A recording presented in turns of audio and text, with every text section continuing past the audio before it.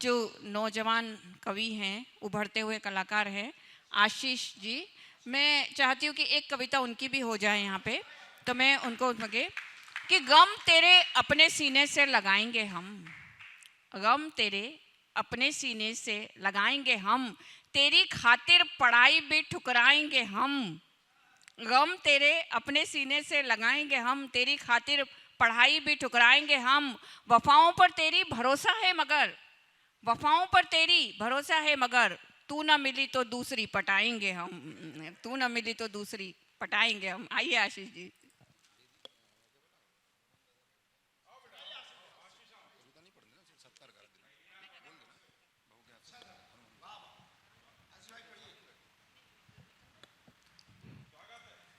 मंच को धन्यवाद देता हूँ। पहली बार इतने बड़े बड़े कवि गणमान्य के सामने, मेरे परिवार के सामने मुझे टूटी फूटी रचनाएं पढ़ने का मौका मिल रहा है। हमारे बड़े बड़े कवि सफ़र जौनपुरी सर है, आर के चतुर्वेदी सर है, ममता आंटी है हमारी दीदी, हमारे अपने ही मनोज भैया है। तो हिम्मत कर रहा हूँ, कोशिश कर रहा हूँ कि कुछ एक दो छोटे छोटे व्यंग है आप तक पहुँचाऊँ। सबसे पहले मैं आपको अपना परिचय देना चाहूँगा। मेरा नाम है आशीष जैन। मैं उन होशियार लोगों की श्रेणी में आता हूँ कि जो पढ़ाई कुछ और करते हैं, हाँ, करना कुछ और चाहते हैं, हाँ, और करते कुछ और है। Very good. तो मैं मामा जी का साथ है, बहुत अच्छा। आपको बताना चाहूँगा कि मैंने कॉमर्स से पढ़ाई की है, बीकॉम की। काम मैं करता हूँ दवाई बेचने का, यानी साइंस से संबंधित, और करना मुझे ये पसंद है आर्ट से संबंधित, यानी कला से संबंधित। बढ़िया बढ़िया। तो कोशिश है कि व्यंग अपने पहुँचाऊँ आप तक। कुछ कविताएं मैंने लिखने की कोशिश की, जैसे कि आपको बताया कि मैं आज के दौर के युवाओं को मैं कविताएं उनके तरीके से पहुंचाना चाहता हूं। तो मैंने कुछ कविताओं में अंग्रेजी शब्दों का मैं, ताकि उन्हें आसानी से समझ जाए, इसलिए मैं अंग्रेजी शब्दों का उपयोग करता हूं। तो वहाँ भी किसी को दिक्कत आती है तो मैंने एक बार अमरावती के बहुत मशहूर कवि थे, उनके आपको जैसे बताया कि उन तक मैंने मेरी बात पहुँचाई कि ऐसे मैं कविताएँ लिखता हूँ।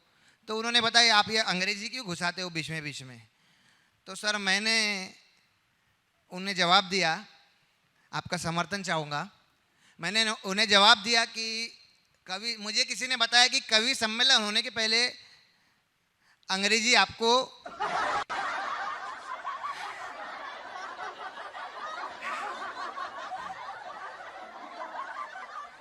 तो पहले हम अंग्रेजी आप चढ़ाते हैं, बाद में आप हिंदी निकालते हैं। तो मैंने तो कविताओं में अंग्रेजी इस्तेमाल किया, तो उसमें क्या दिक्कत है।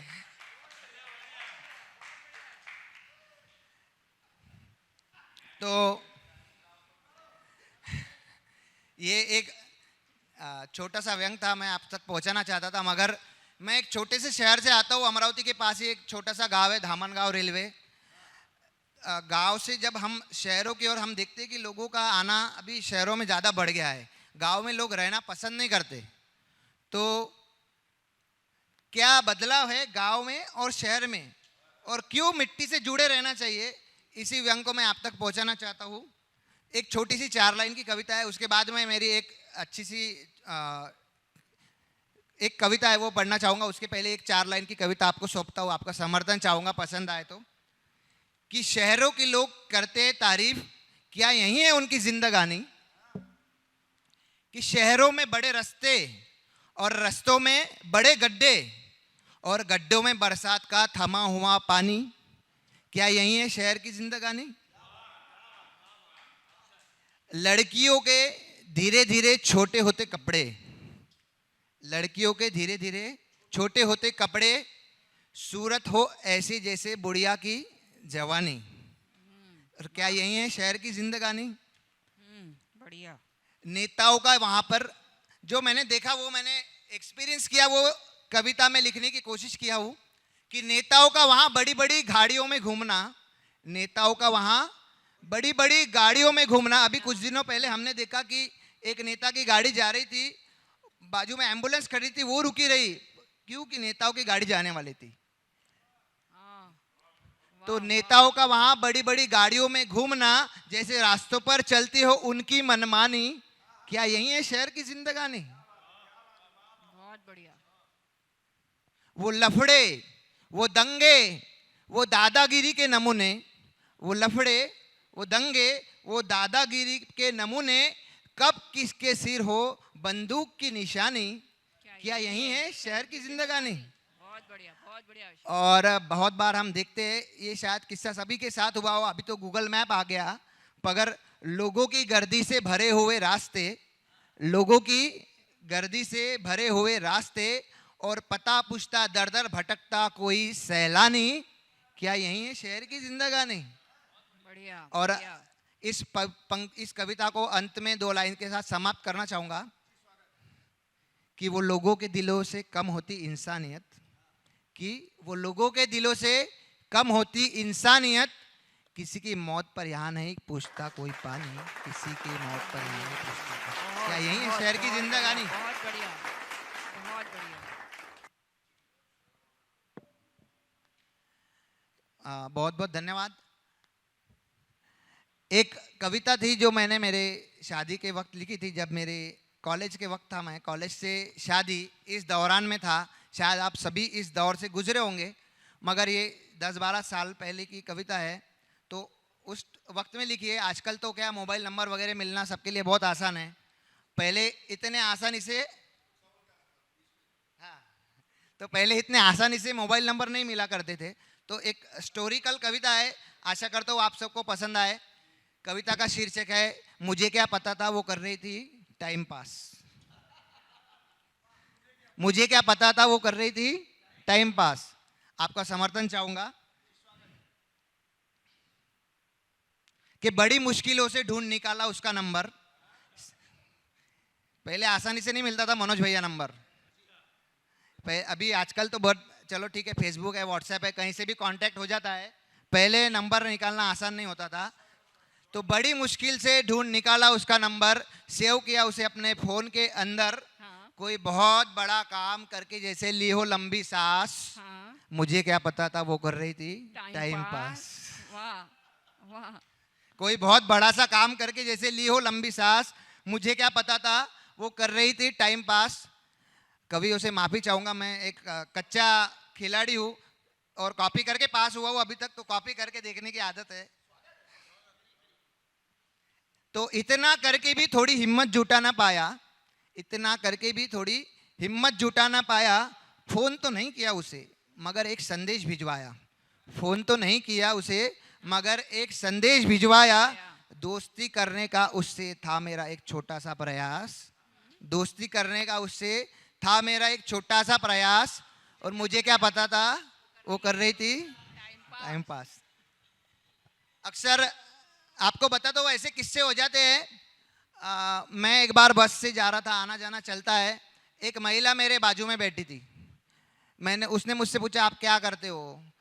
मैंने कहा ये मैं दवाई बेचता हूँ, ये वो मेरा फलाना ऐसा ऐसा काम है।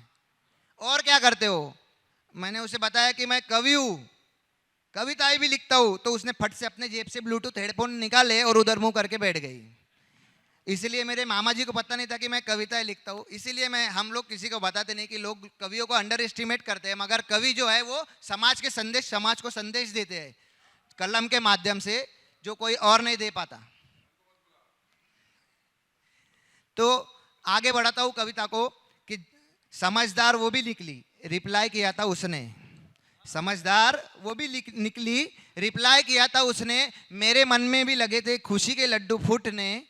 क्या बताऊं कैसा था वो सुखद एहसास, क्या बताऊं कैसा था वो सुखद एहसास, और मुझे क्या पता था वो कर रही थी टाइम पास। जवाब बराबर आते रहे, हो रहा था विचारों का आदान प्रदान।